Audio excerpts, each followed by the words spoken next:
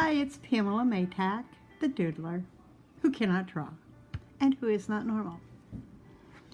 One day, when I was sitting out on my patio reading, it was just before sunrise. I'd go out and wrap a big blanket around me to keep warm because I lived in Northeast PA at the time.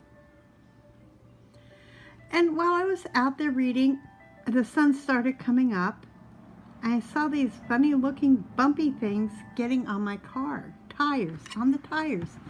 And pretty soon they were covering my tires. And I was concerned, what's on my tires? So I got up off the patio and I walked over and I looked. And they were the absolute ugliest flies I've ever seen in my life. They had horns on them. They were grotesque looking. And I thought, what in the world are they? These are horrible. Do they bite? They're disgusting. And I went back to reading. I was journaling probably at some point, doodling of course.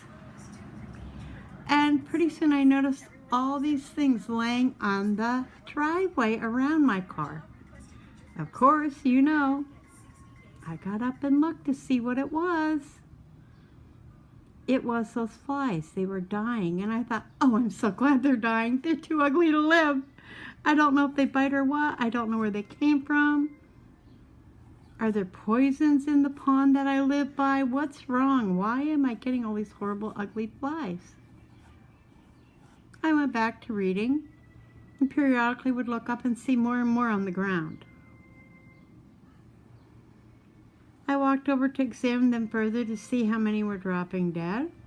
And pretty soon they were all dead and I had deformed dragonflies. At first I couldn't tell what they were. Their bodies were bent up in half. Their wings were twisted. I could not really tell what I was looking at.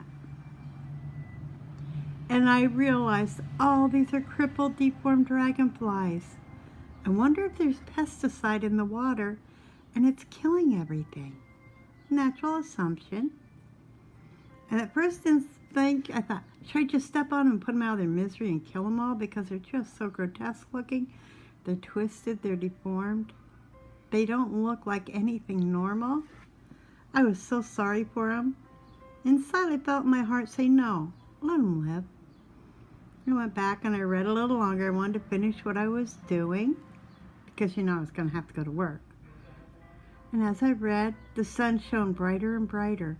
And pretty soon the air was full of little dragonflies. And as I went out to the car to see the poor little twisted ones, I saw them unfolding in the sunlight. The sun was causing them to uncurl.